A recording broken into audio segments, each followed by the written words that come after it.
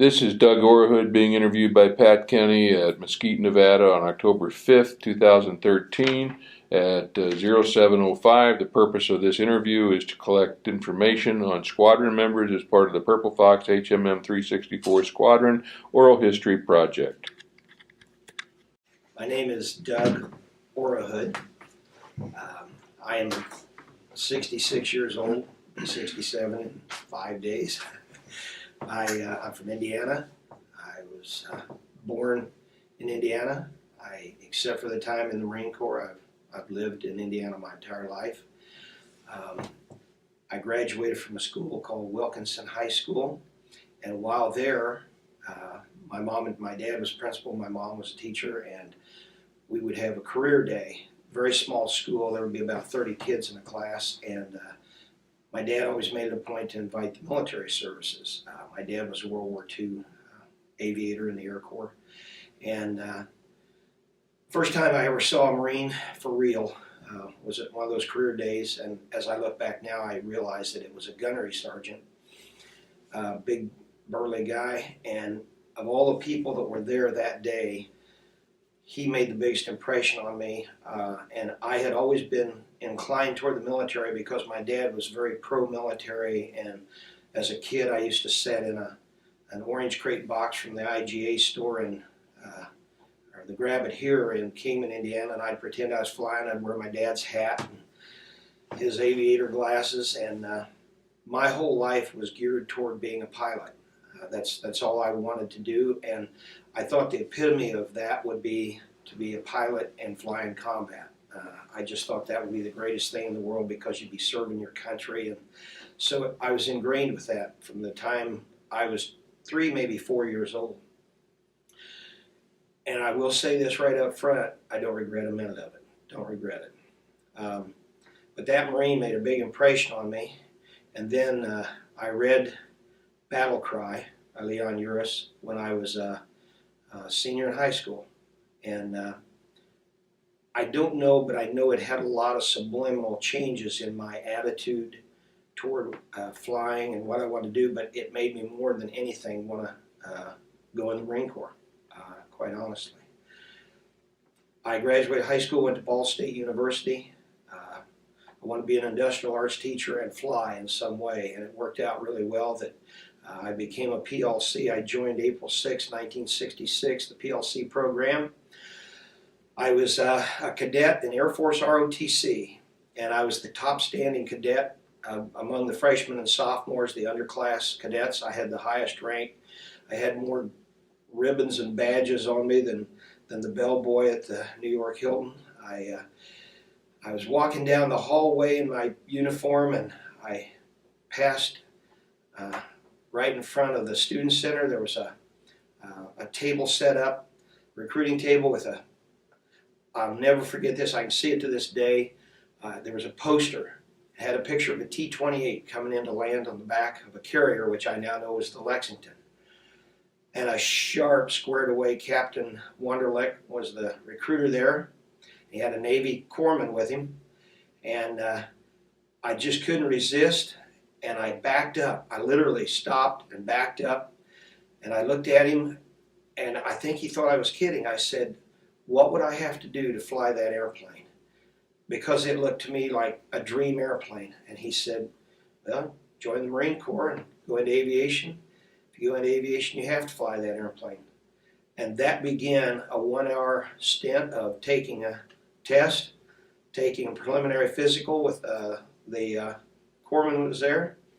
And the next day I shook up the entire ROTC unit by resigning from Air Force ROTC, turned in my uniform within 2 days, and I had joined Marine Corps, United States Marine Corps, to go to the PLC class. And of course I went through the typical PLC route between my sophomore and junior year, between my junior and senior year. I did graduate honor man my freshman year, which was amazing because I was 135 pounds wet and stood 5 feet 8 inches tall, and I'm down in PLCs with these guys that are an All-American football player, All-American swimmer, and All-American everything.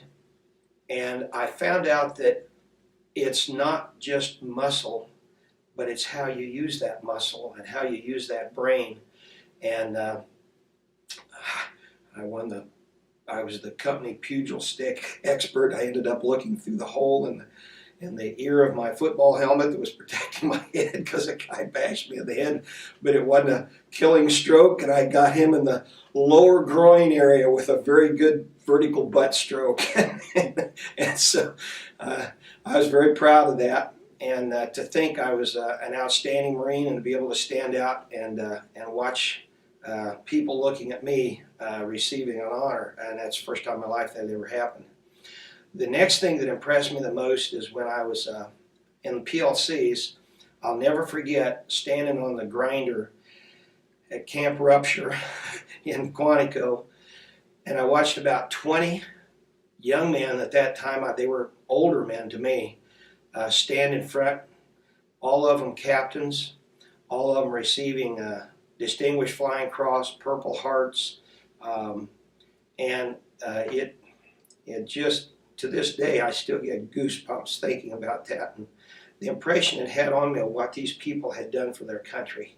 And it was very, it was emotionally, I stood there and tears ran down my eyes because I was so proud to be a part of these people.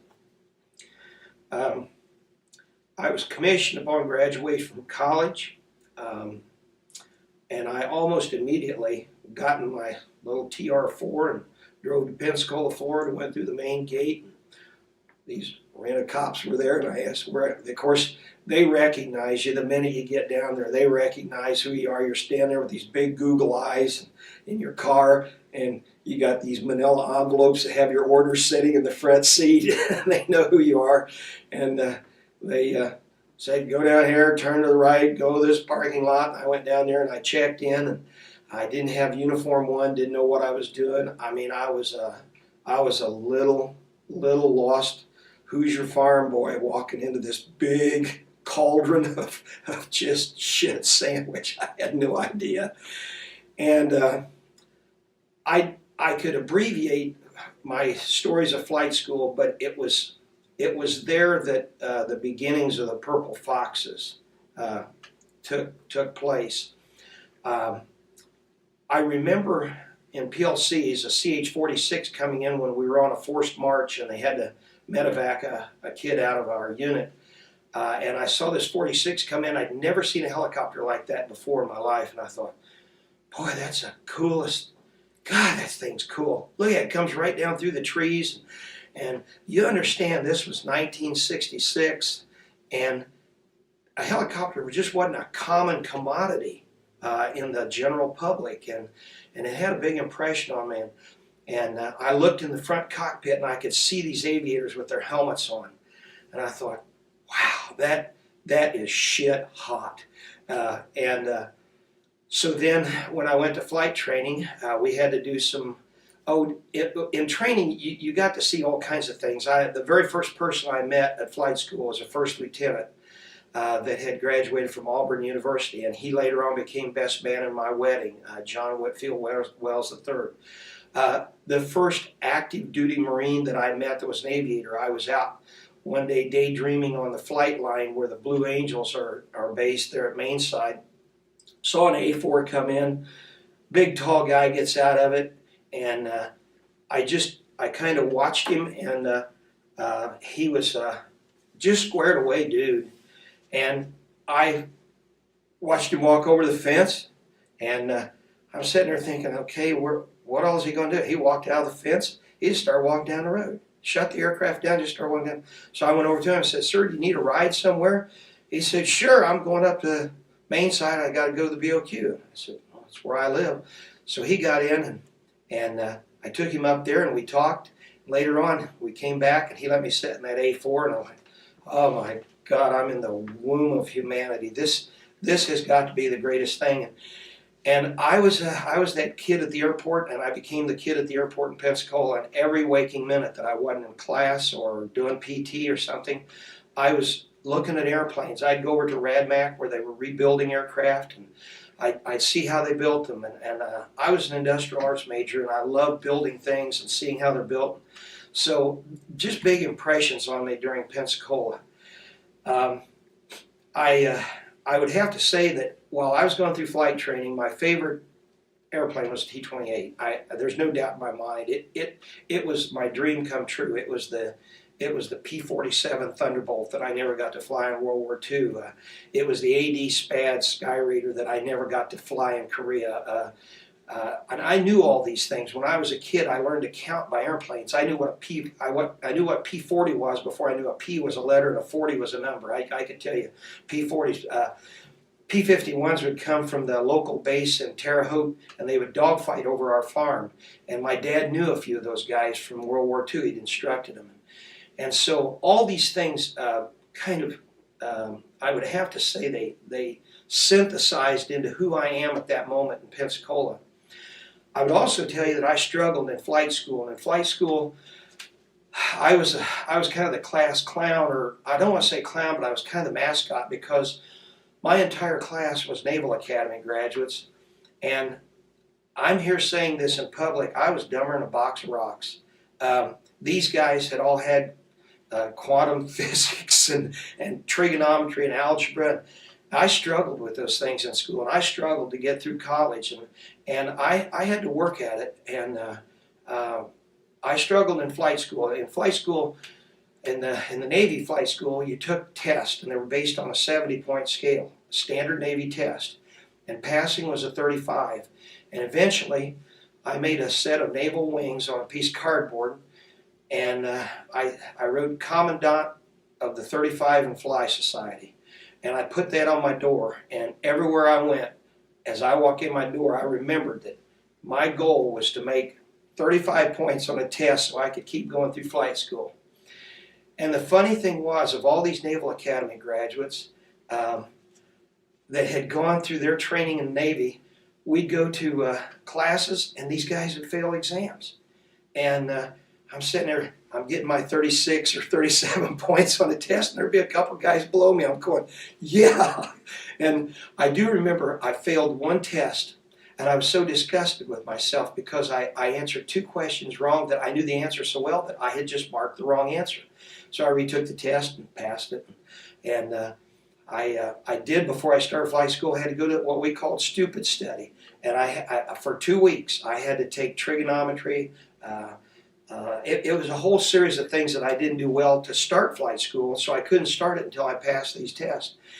And for 2 weeks, I studied from 4 in the morning until noon when I'd eat, and it was all self-paced, and I would take a half hour for eating and a half hour to swim, then I'd go right back and I'd study until about 10 o'clock in the evening, and I would go out and run usually sometime in the evening, and I'd always run down by the airfield just to see the airplanes. And so flight school was a very formative time, and it was at that time also that the Purple Foxes eventually got into the picture in an indirect way. I went out to, after I finished up my fixed wing training in T-34 and the T-28, which I could tell war stories about flight school, and I would say the only time that I ever feared for my life was, I don't think I was scared, but I did fear for my life, was doing a check ride in the T-28, went up to 9,600 feet. Instructor said, give me a spin. And I did a spin, and I went to the left because going to the right was easier. So I wanted to show him that I was good, and I went to the left. And the thing kind of floated differently than it ever floated before. And all of a sudden, the nose just dropped right through the horizon and just snapped.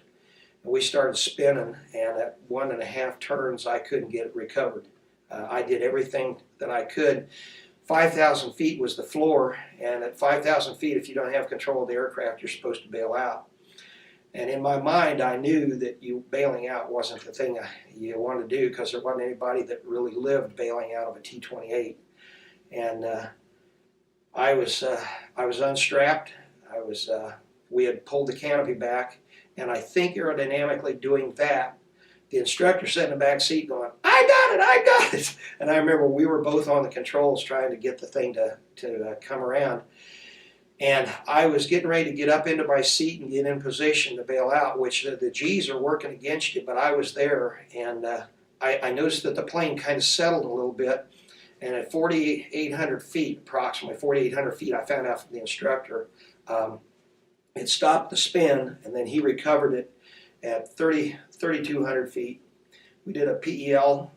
I got strapped back into my seat, and we went back. And when my parents came down for my winging ceremony, I took them to the flight line, and that T-28 was sitting there with no wings on it, and I was the last pilot to fly that plane until it went in for rebuild. We found out that the vertical stabilizer had been bent. One of the horizontal stabilizers had been bent, and there was in the yellow sheets, about 15 or 20 yellow sheets prior to my flight, somebody made a notation, bad spin characteristics, recommend not for solo flying or for spin training.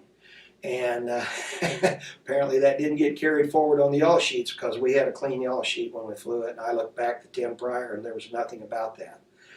So that was one of the hairiest moments in flight school. The guys I went through flight training with, I went through with a lot of Navy guys, and I didn't get embedded in my mind with any of them until I got to Ellison Field for helicopter training.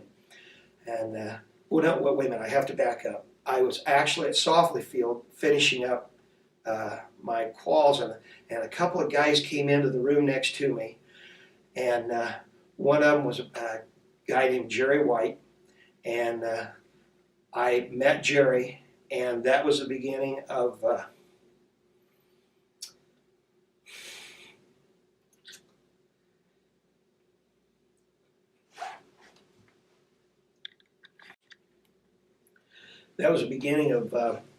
best friendship a guy could ever have. Jerry later on was in my squadron. His nickname was Weasel, and the other guy was Skip Roberts, and I didn't know it, but at that time those two guys were going to have a big impression on me. They were ahead of me in flight school, and they were back. I was finishing up in my phase, and they were beginning their final phases before they went to helicopters. And Jerry and I somehow just clicked. He was a farm boy from Illinois, but he and I just hit it off. I have to admit, I looked pretty young. I was always carded no matter where I went, and Jerry used to make fun of that. And I mean, we had fun with it. He never belittled me. He just made fun of that, and so that kind of caught on around when we were big places together. And he was a good listener. He would listen and cycle through what you said, and then he'd regurgitate wisdom. And that friendship lasted until his death, and to this day it's still embedded in me. But I finished up my carrier calls and my radio navigation in the T-28, went to helicopter training at Ellison Field, and it was there that I met a guy named Bill Scott. Got to know him a lot better, and Bill Scott later on was a comprised pilot, Huey pilot, and that was a lifelong friendship. We've kind of separated now at this age, and through some family matters and divorces and things, I've kind of lost some track of him. But I established friendships there that you can't find anywhere else, because as you move through your life, you're not only a part of a greater thing, which was the Marine Corps. You had a common bond, which was aviation, and you had a brotherhood. And these guys were actually greater than brothers, because you didn't have the family squabbles and feuds that comes with that. So continuing on at Ellison Field, I came into my own. I was top of my class in helicopter training. By then I'd learned how to study. The biggest fear I had in flight school was Morse code. You had to learn to receive 8 words by the light, send 10 words, or to read 10 words by sound. And I would stay up at night, study in my bathroom with the fan on so my roommates could watch TV. And I would study. And then when I go to bed, I had a really good roommate from the Navy that he would do Morse code with me for a half an hour in the dark. We'd just sit there going da-da-dit, did-it-ah-dit, and I learned Morse code. When I got past that, it's like a big knot in my stomach came loose, and flight school then was just like, this is where I'm supposed to be, and this is what I'm supposed to be doing. And Helicopter training was fun.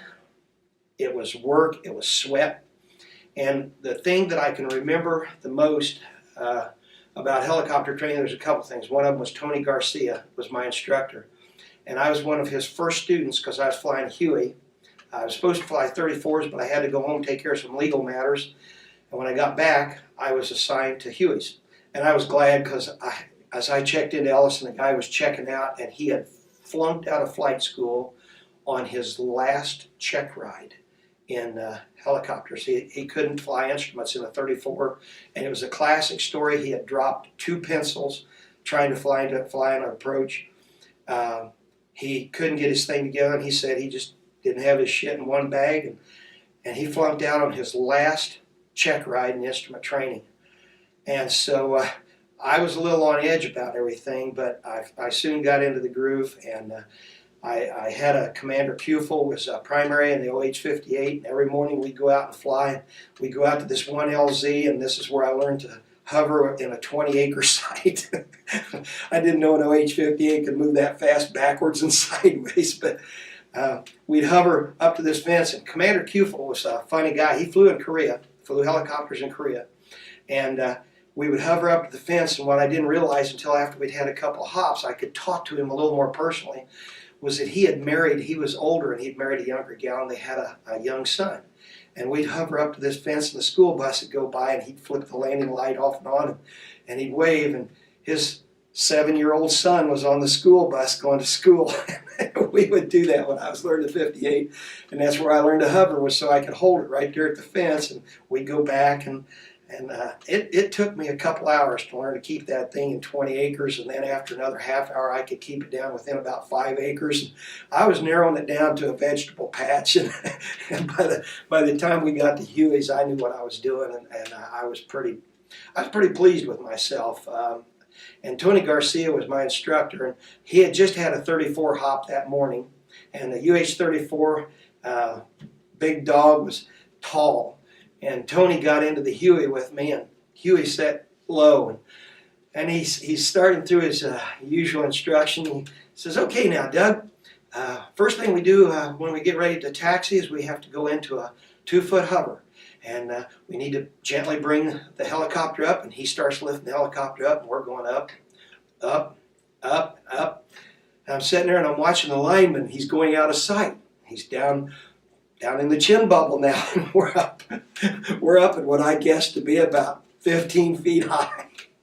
And I said, by that time I had enough confidence I was able to say something to instructors. He's never to walk back, talk to your instructor. So I said, "Sir, we're a little over 2 feet, aren't we?" And he looks at me, and he looks down, and he goes, "Oh, yeah. I'm not in a 34, am I?" He lowered it back down. And that was the beginning of a beautiful instructor relationship.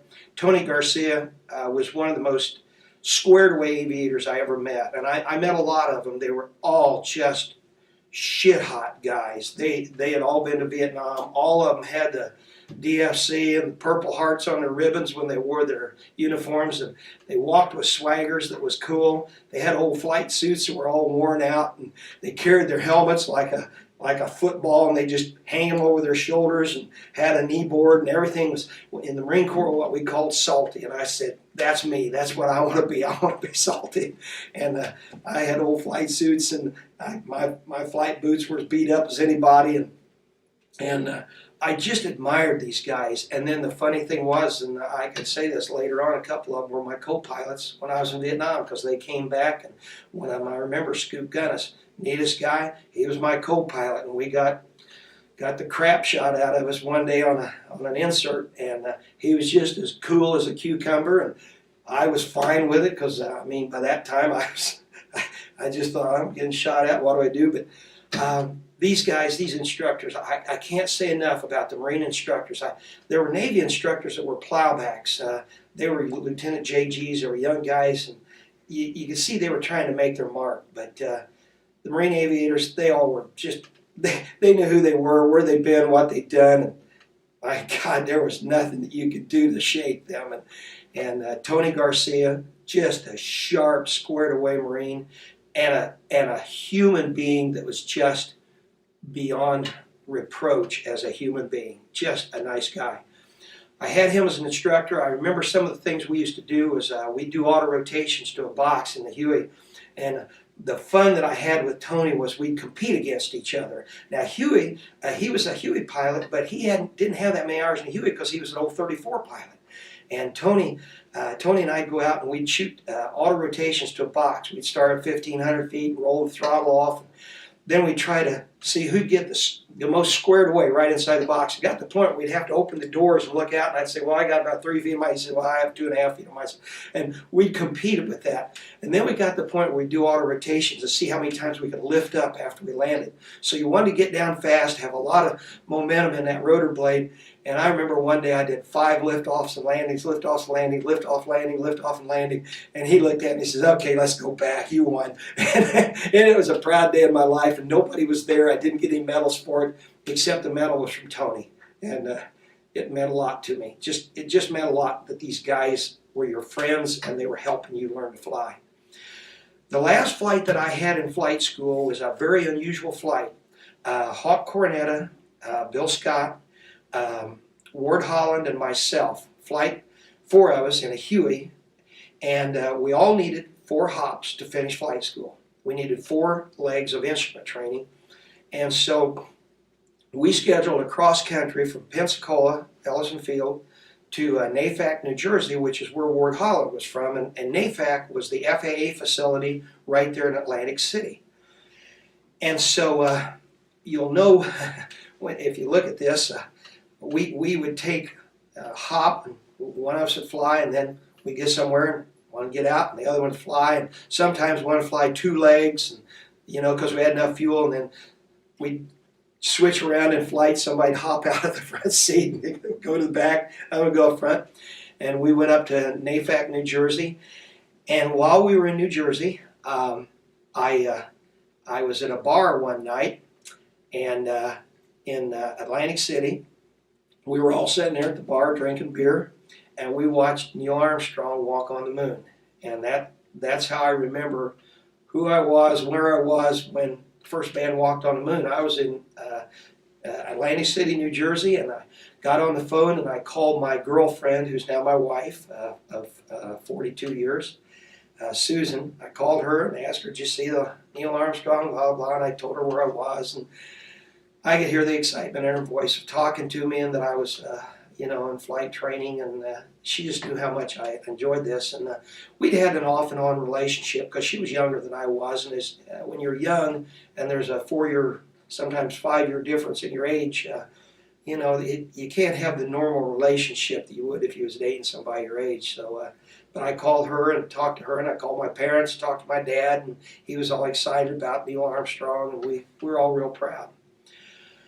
We came back to Pensacola, and one of the things I hadn't mentioned was when I got my commissioning, my mom and my then girlfriend, Susan, pinned my bars on, and when I got ready to get my wings, my winging ceremony, my now wife and then girlfriend, Susan, was there, and my dad actually pinned my wings on, and then Susan came up and helped finish the job, and so my wife's been there every step of the way,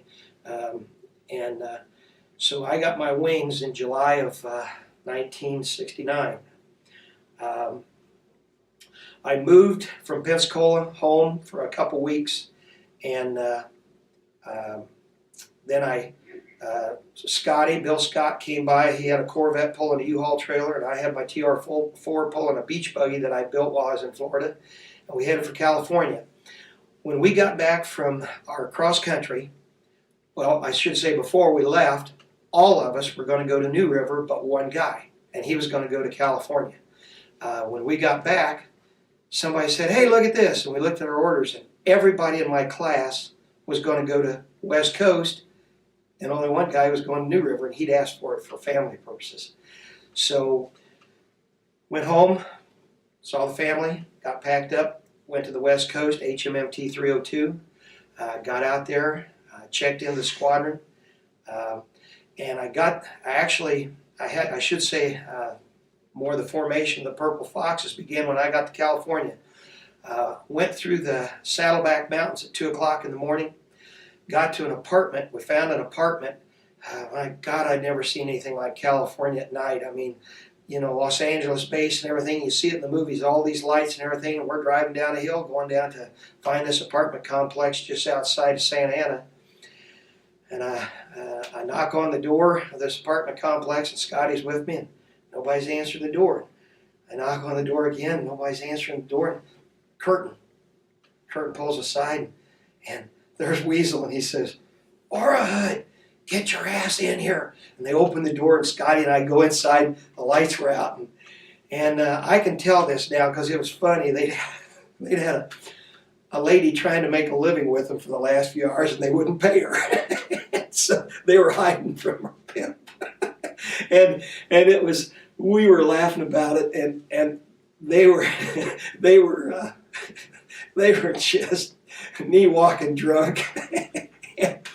and I couldn't see anything, and I found a couch and I laid down, and Scotty went and got in his car and took off and went to his girlfriend's house, who then became his wife later on. We had a wedding there. And so when I woke up in the morning, I'm in this strange place I had never seen, because it was dark and they would turn the lights on. And all I could see was empty gallon wine bottles, those $1.99 bottles of wine you could get from the drugstore. And Denny Reardon, Bill Higgins, Weasel, and Ray O'Neill. And I lived with them for several weeks. And they were my roommates. And God, I'd only been there for 5 or 6 hours, and we were in the car headed out to go wine tasting on a Sunday morning. The funniest thing, and I have to relate this, Bill Higgins was just still schnocked from the night before, and we were driving down to San Diego. We were going to go to SeaWorld, see Shamu the killer whale. And when we got down to SeaWorld, there was a lot of things that happened between there, several stops for brew, and we got to SeaWorld, and I have no idea how it worked, but we all got into SeaWorld, and Bill got in, and he was carrying a bottle of wine in a paper bag. And he looked, what we now call, he looked like a homeless man walking in there with this paper bag. And how we got in there, I don't know, because it was obvious we had all been drinking. So we go in and we kind of look around, and it was time for Shamu, the killer whale's big event. So we go get a seat in the bleachers, and we're sitting, and I remember this very clearly. We were sitting on the second row bleachers, and there were people all around us. It was packed in there. And in front of us, there was a glass partition that had been broken, they said, and there was no glass partition there. And so they said, now for Shamu's final dive and jump, we'd like for everybody in this section of bleachers to move, because Shamu's going to create quite a wave. So we all got up and moved to the bleachers over to the side, except Bill. Bill was sitting there going, "Come on, Shamu, bring it on." And he had this bottle in his hand with a paper bag. And Shamu does his circle around the pool and makes his big dive, and they said, "And here comes Shamu," and he jumps 30 feet in the air and touches his ball. And I mean, this killer whale, it was gorgeous to see this beautiful thing come up out of the water. And he came down, and there was a huge tidal wave that started, just you're right, went all the way around the pool until it got to where that glass was missing. And I would say in excess of 1,000 gallons of water came out that opening and hit Bill Higgins.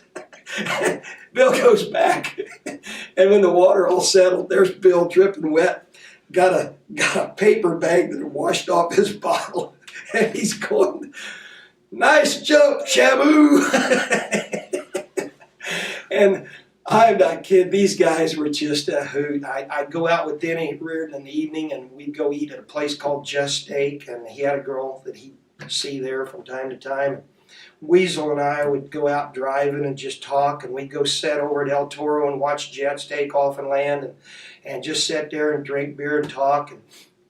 And I moved into the BOQ, but I always would go out and visit these guys, and I would go, they'd come into the old club. And so HMMT 302, I had a really good squared away Marine instructor named Art Blades.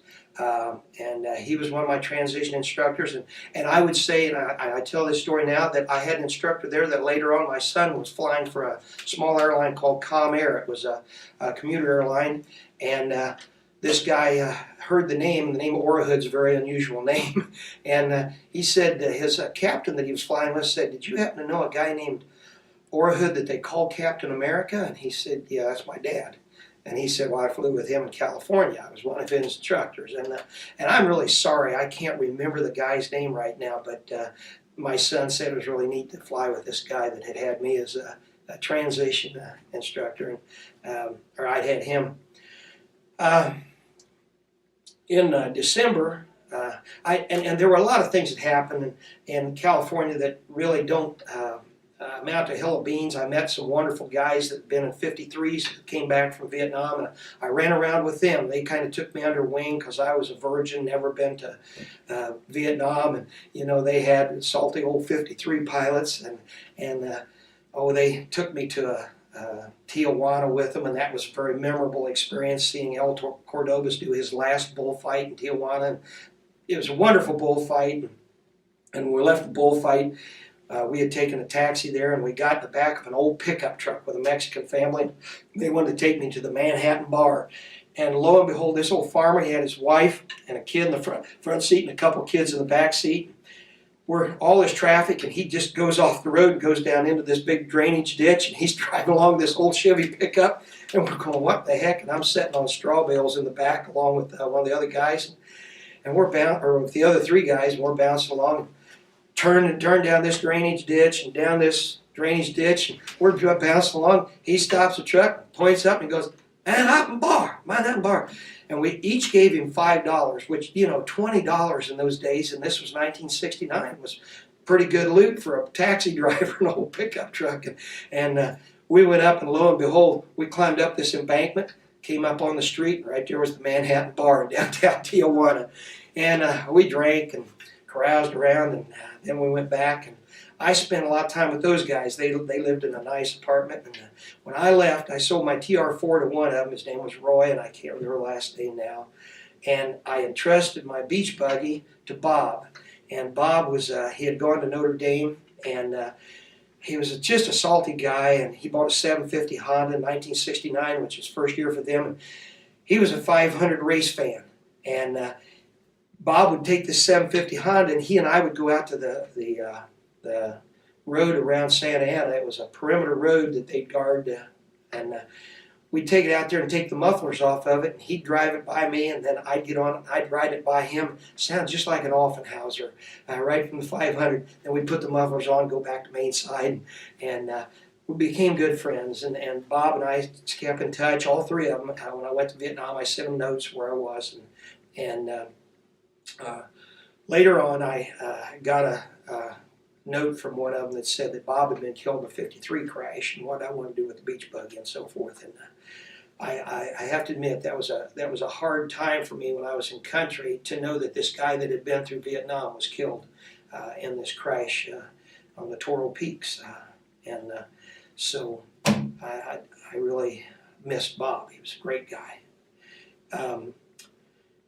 I finished up at 302, qualified in the CH-46 Sea Knight. And I'd have to tell you, I fell in love with that aircraft. Its capabilities, and I always likened it to an ugly whore.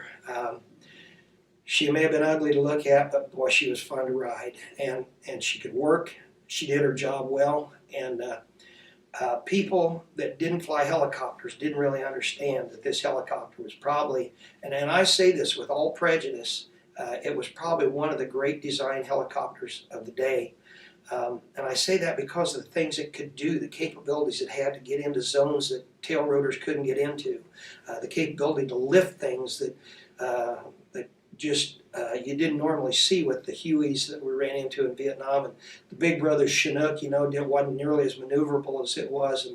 But I understand that. I also understand your prejudice when you fall in love with something like that. And I was in love with that helicopter. It was a great bird. It was a working bird, and it got me out of a lot of tight spots. A lot of far brought a lot of our brothers home. And it brought a lot of brothers we lost.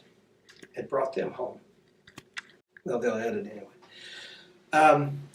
I went to Vietnam in December of 1969 as a second lieutenant. I'd gone through flight school really quick. It took me about 10 months to get through. And I was happy with that because I was anxious to get to Vietnam. I felt this is where I'm supposed to be, and I got orders to Vietnam. Some of my buddies got the boat and ended up in Okinawa or on the boat, and I was very fortunate I got Vietnam. I remember checking in at group, and I would tell you that the way I got the Purple Foxes was I checked in, there was a sergeant, E5 there, and he asked me, he says, well, sir, where do you want to go? And of course, everybody makes their stab. I said, I want to fly OV-10s. And he said, well, we can't do that, sir, because they're full. And I said, okay, I'd like to go to Denny Reardon's squadron and Bill Higgins. And he looks up at me and he said, they're not here anymore. And I said, they're in a different squadron. He said, no, sir, they're dead. And these were my buddies, and I'd just seen them. I'd seen them off in California. I'd had dinner with Denny the night before he left. I'd helped Bill pack his car before he left the BOQ to go home. And I said, well, what about Jerry White? And they said, well, he's in 364. And I said, well, I want to go 364 if they got room. They said, yes, sir. And that was the beginning of the Purple Foxes for me. And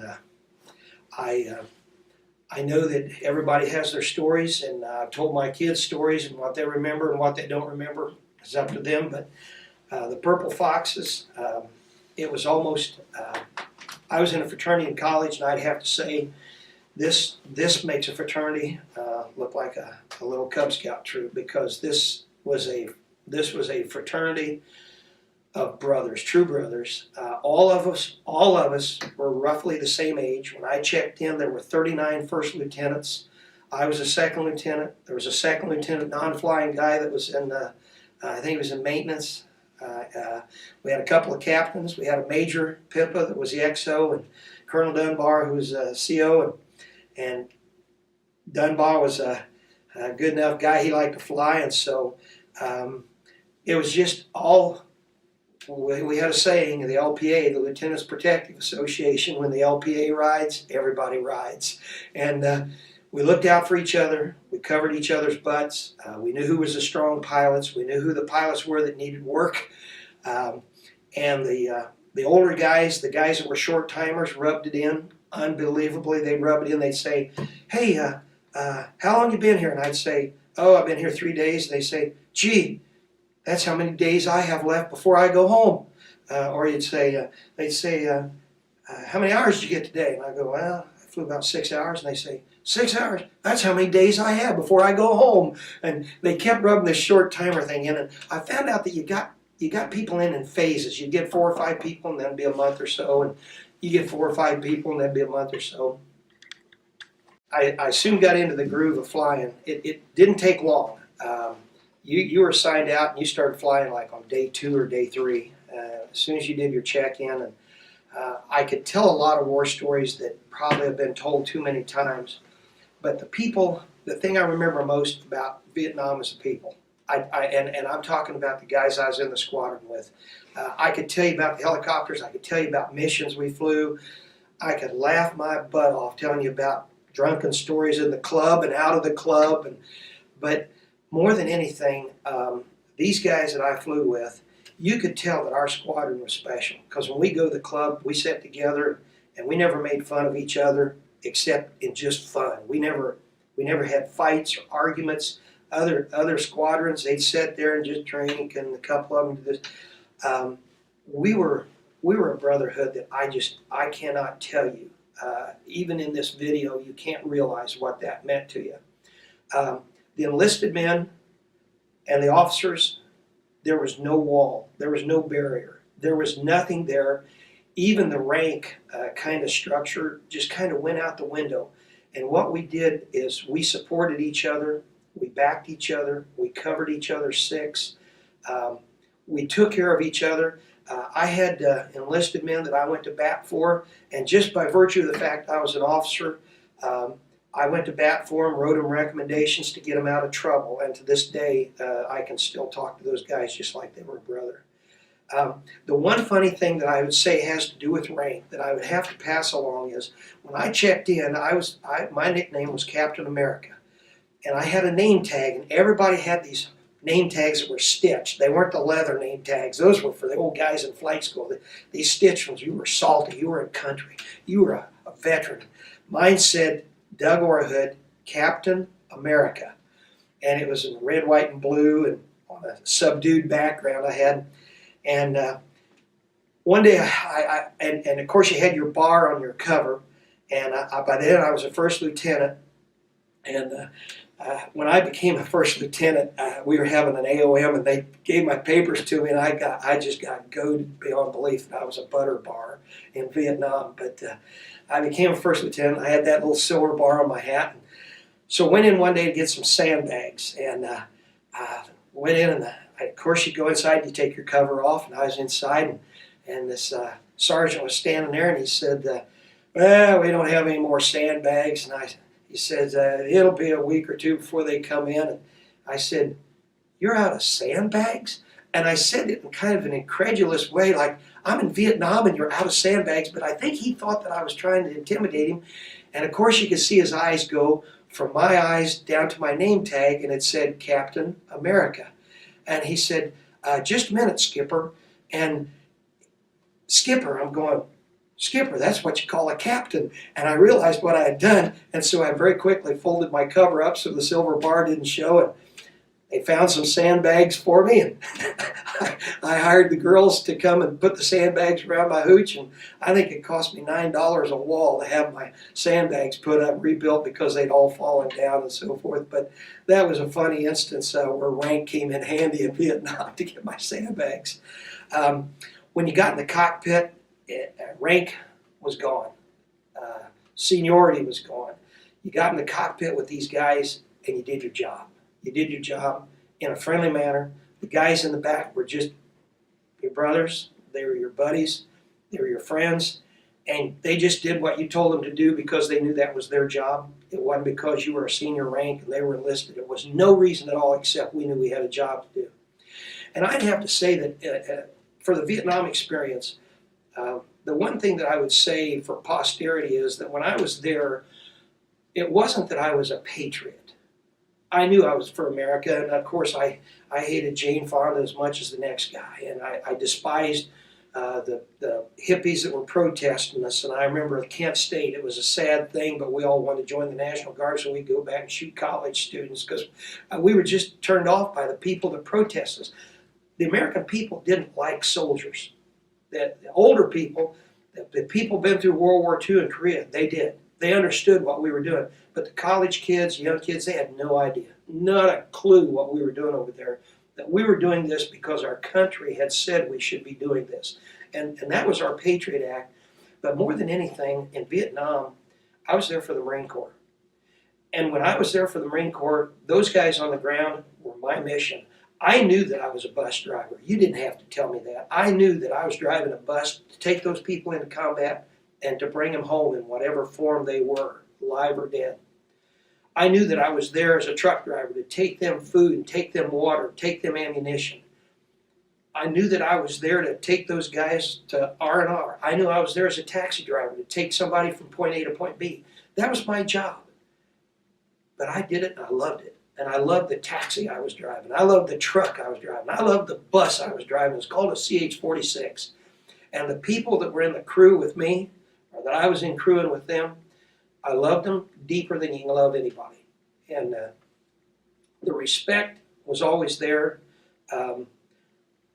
If your crew chief, who was maybe an E5, or maybe he was an E4, if your crew chief said, "Sir, this is this," that was gospel. That was gospel. If your crew chief said, "Sir, we're going to have to waive off because this," you waved off. Sure, you were an officer and he was enlisted. No. Your brother in the back said, "We got to waive off," and you trusted his judgment. When it was pitch black at night and he said, "Sir, we need to move forward 3 feet," you moved forward 3 feet and you gave him the best 3 feet you could. And when you had people on board that were sick, dying, bleeding, you were at the red line, taking them to some place to make them better. Wherever, whatever hospital facility you were going to, Charlie Provide, medevac here, medevac there, it was for them. It was for them. Purple Foxes did that, and we did it the best of anybody in Vietnam. I can tell you that. I'm prejudiced, I know, but these guys, every minute of their life in the cockpit was for the Marine Corps, and it was for their brothers, the Purple Foxes. I did a lot of things for the Purple Foxes. I decorated the floor. I did some tile. They knew I was an industrial arts major and I was good with tools. I cut a fox out and I put a fox in our tile floor. I made patches. I'm the one that designed the patch that said routine extract my ass, because we didn't have 46 patches and I was pretty artistic. So I drew a 46 flames coming out of it, drooped rotors and a spy rig, guy flipping the bird. I made that. And there was 400 of those things floating around today wherever they are. I got one on the back of my flight jacket, but I did that. And I did it for morale. I did it because somebody needed to tell the 46 story. And I want to be part of that. We got to know each other by first names, and we had nicknames. And all those nicknames were fun. They were just fun. And to this day, except for very few people, you call everybody by their nickname. Good Time or Festus, or I was Baby Son because I was still getting carded in the club when I left. We just, to tell you how close we were, you can't express it in words. You could have John Steinbeck write a novel and he could never catch the essence of what we went through together. And to this day, I got out, I got back, I got out of the Marine Corps after a year and a half. I just had some stateside duty. It didn't amount to much. I found out I didn't want to be a grunt in the Marine Corps. I wanted to stay with aviation. I went to an Anglico unit. It was just unbelievably bad. My wife and I got married while I was in the Marine Corps, and we were so glad for that because we had so many shared experiences with great people in the Marine Corps. I stayed in touch, and remember, we didn't have computers yet, so we stayed in touch by telephone and with friends of ours, and we'd always have this little, underground telephone connection. You'd say, have you heard from so-and-so? Did you know so-and-so did this? Did you know? Where's so-and-so? And then we started having reunions, and that was when the Purple Foxes finally started getting back together and starting being what we needed to be, and that was the Brotherhood of the Purple Foxes. I got out of the Marine Corps 1971, and I can tell you this, when I drove out of the gate, I took the watch off that I was wearing and I threw it in the weeds and along the road. And I never put a watch on for 20-some years. And my wife she was a librarian in the school where I taught, and we got a free watch with our subscription to Time Magazine. It was a Casio $2 watch, and I wore that sucker because it was plastic, and if I got it caught in the machine, it'd break off. It wouldn't drag me in.